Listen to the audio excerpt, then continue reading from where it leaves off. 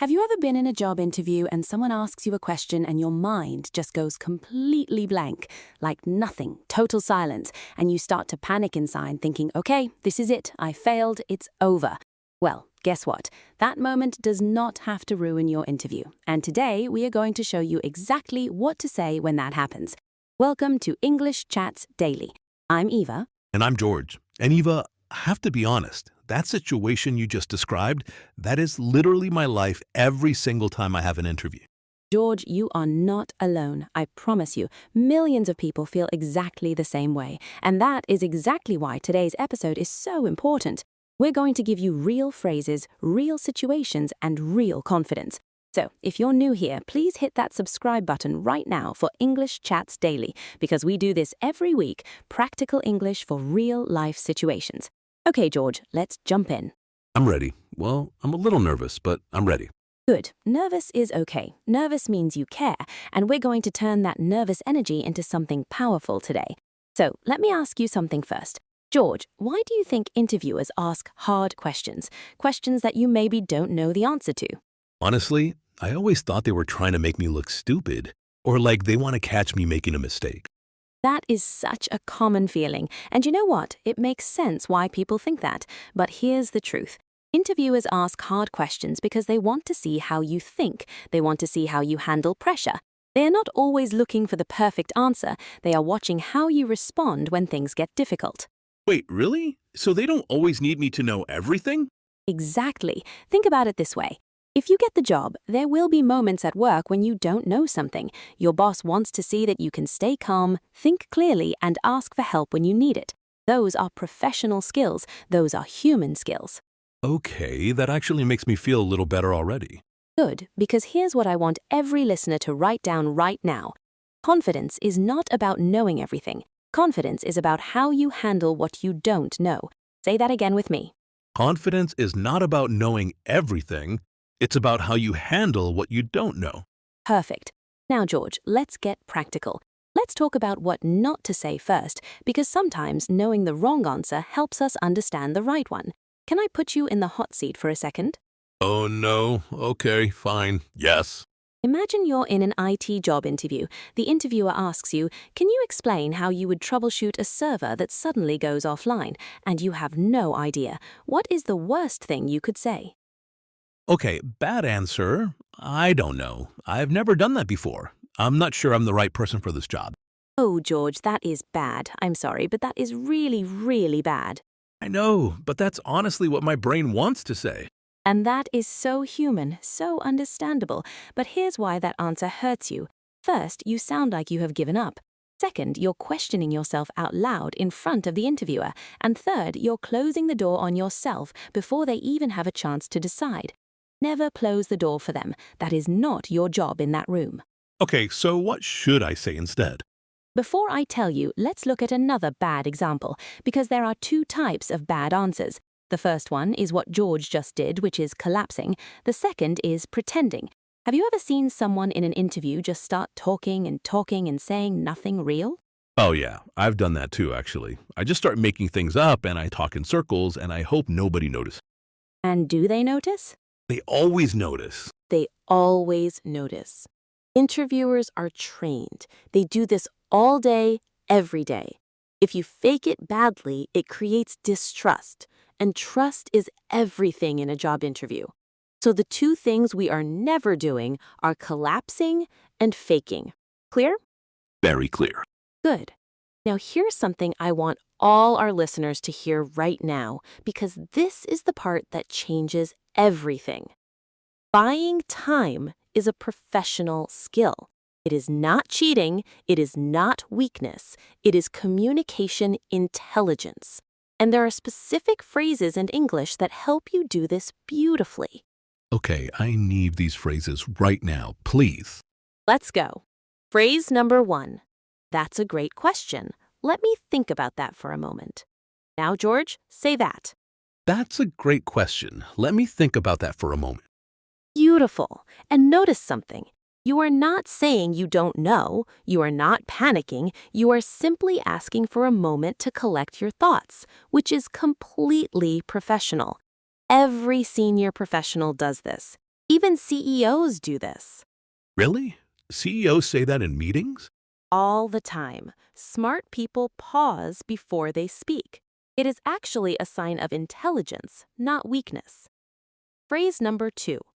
I want to make sure I give you the most accurate answer I can. Could I take a moment to think this through? Oh, I like that one. I want to make sure I give you the most accurate answer I can. Could I take a moment to think this through? Yes, and listen to what that does. It tells the interviewer that you care about accuracy, that you are thoughtful, that you do not just speak without thinking. Those are incredible professional qualities. You are not hiding, you are showing them who you are. Okay, I'm starting to see this differently now. Good. Let's keep going. Phrase number 3. I haven't dealt with that specific situation before, but here's how I would approach it. Oh, that's interesting. So I can admit I haven't done something but still give an answer. Exactly. And this is one of the most powerful things you can do in an interview. You are being honest, which builds trust, but you are also showing problem-solving thinking. The interviewer does not expect you to have done everything. They expect you to be able to think. Okay. Can we practice this one? Can you ask me a question and I'll try to use that phrase? Absolutely. Okay, George, you are interviewing for an office administration role. The interviewer says, have you ever managed a company database before? Right. Okay. I haven't dealt with that specific situation before, but here's how I would approach it. I would first ask a colleague who has experience with the system to walk me through the basics, and then I would take notes and practice until I felt confident. George, that was excellent. Was it? Really? That was a genuinely good answer. You were honest, you showed initiative, you showed a learning mindset. Any good employer wants someone who knows how to learn. You just demonstrated that perfectly. I actually feel proud of myself right now. You should. Okay, listeners, stay with us because we are about to go into real interview scenarios and we are going to show you good answers and better answers side by side. But first, I want to remind you, if you're finding this helpful, share this episode with someone who has a job interview coming up. It could genuinely change their day. And of course, subscribe to English Chats Daily. We're here every week doing this work with you. Okay, Eva, can we talk about what happens when you genuinely have no idea? Like the question is so technical or so specific, and you just have absolutely nothing. Yes, and I'm glad you brought this up because this is the one that scares people the most. Let me give you a scenario first. You are interviewing for an IT support role. The interviewer asks, can you describe the process of configuring a VPN for remote access?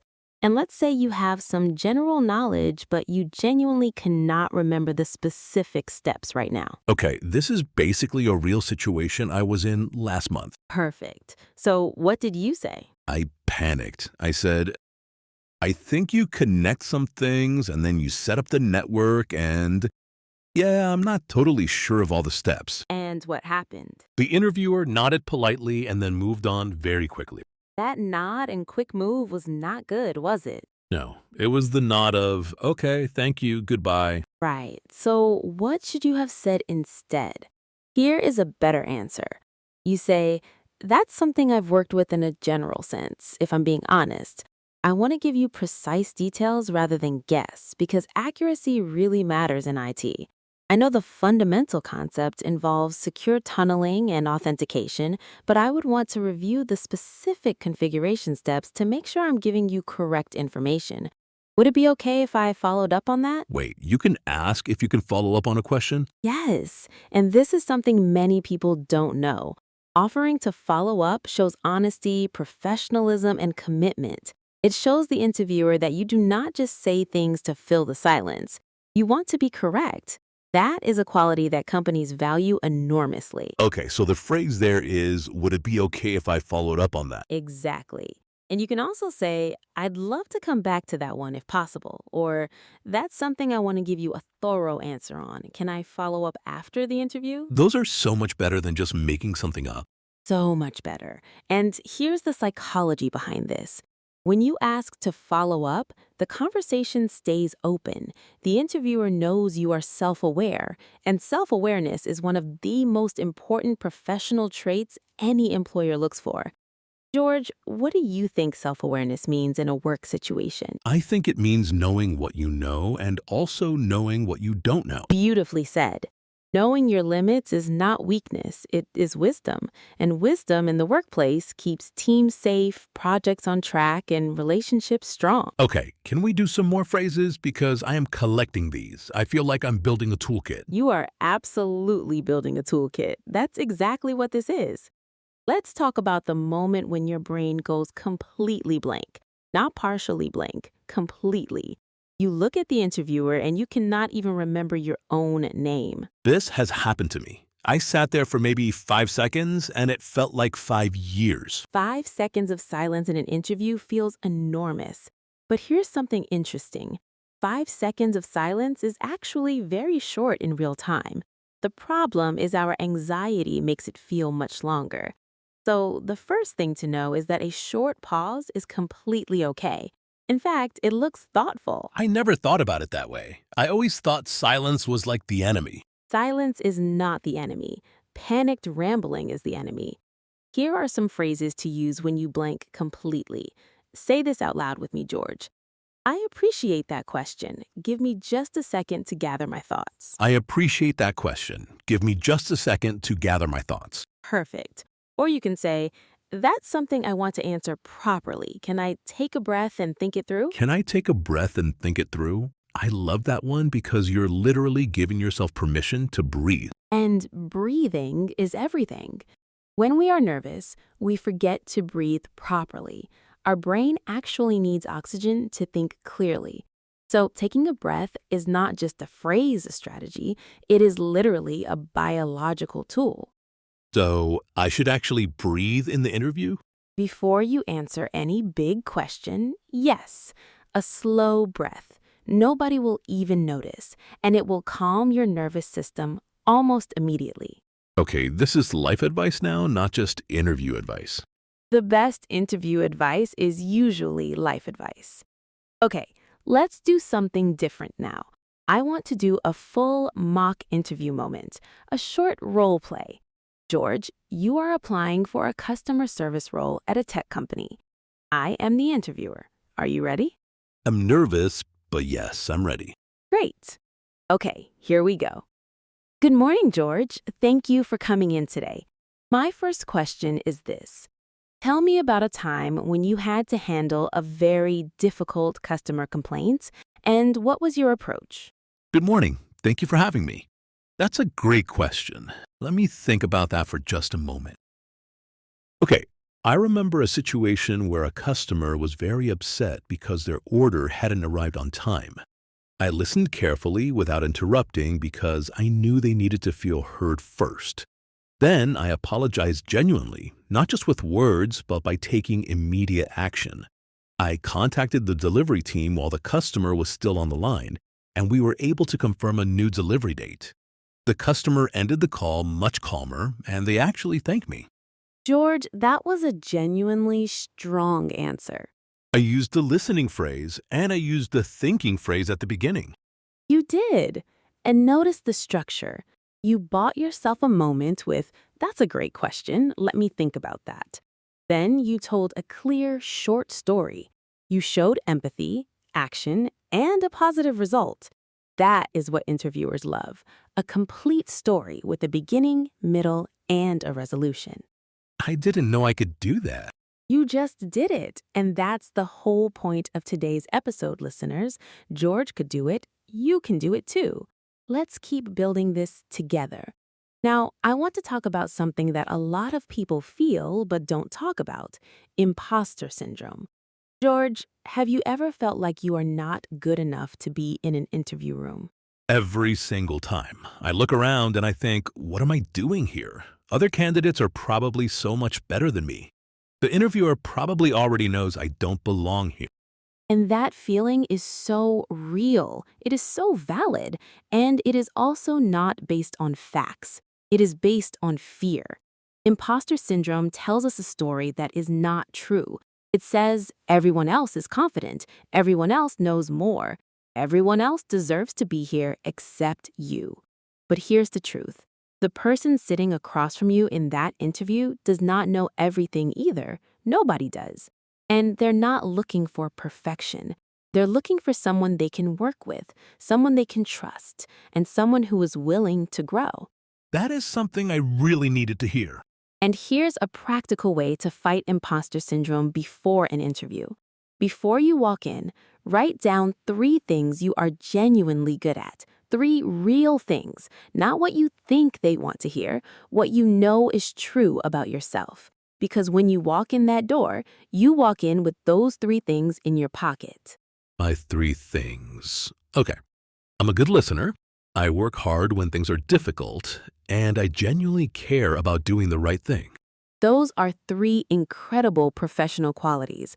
Any employer in any industry would be lucky to have someone with those qualities on their team. Thank you, Eva. Okay, let's get into a few more specific situations because I want to give our listeners a wide variety of tools. Let's talk about a tricky interview question type, one that sounds simple but catches people off guard. The interviewer asks, "Where do you see yourself in 5 years?" Oh, this one. This one makes me panic too. Because honestly, I don't always know what I want in 5 years. Life changes, things happen. Exactly, and that's okay. But you cannot say, "I have no idea," or "I don't really think about the future." Those answers suggest you have no direction. Even if you are still figuring things out, you can give a thoughtful, honest answer. Try this phrase. "In 5 years, I see myself continuing to grow within this field. I'd love to develop stronger skills in this area and take on more responsibility as I prove myself. I'm excited about what I can learn in a role like this one." Oh, that's good. It's honest because it talks about growing, and it connects directly to the job you're applying for. Exactly. You're not making wild promises, you are showing ambition, honesty, and focus, 3 things that make a strong impression. Now, let's do one more scenario. This one is specifically for our IT and tech learners. The interviewer says, "How comfortable are you with cloud-based systems?" And you have limited experience with them. Okay, bad answer would be, oh yes, I use the cloud all the time. I know everything about cloud systems. And then you get the job and you actually know nothing. Yes, and that is a road to immediate problems because they will find out, and then trust is gone. Better answer? I have some foundational knowledge of cloud systems, and I have used basic tools like Google Drive and shared online platforms in my previous roles. I know this is an area where I still have room to grow, and I am genuinely excited to do that. I learn quickly, and I would welcome any training opportunities your company offers. That was excellent. You were specific, you used real examples, you were honest about your growth areas, and you showed enthusiasm for learning. George, I think you might be ready for a real interview. I mean, I still feel nervous, but I feel like I have real tools now. Before this, I felt like I was going in with nothing. Now I feel like I have a whole vocabulary of ways to handle difficult moments. And that vocabulary is what makes the difference. Not perfect knowledge, not a perfect resume. It's your ability to communicate clearly and honestly under pressure. That is what professional English gives you. It gives you the words to be yourself professionally. I really like that. The words to be yourself professionally. Let's do a quick recap before we wrap up today, because I want every listener to leave with a clear summary they can use. George, tell me the things we should never do in an interview when we don't know something. Never collapse and say, I don't know. I can't do this. I'm not the right person. And never fake it by talking in circles about nothing. Perfect. And what are the better options?